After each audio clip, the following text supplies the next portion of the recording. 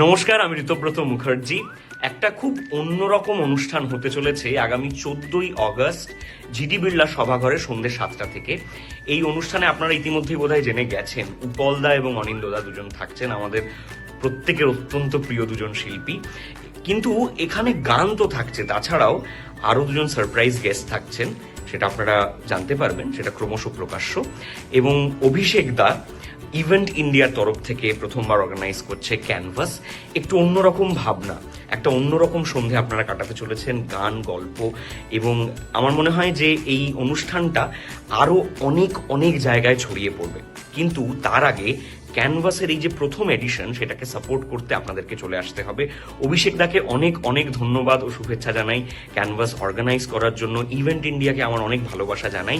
আপনারা এক্ষুনি টিকিট পেয়ে যাবেন ডিস্ট্রিক্টে, টিকিটস আর দেয়ার। আপনারা লিঙ্কে ক্লিক করে প্লিজ সেখান থেকে টিকিটস কাটুন।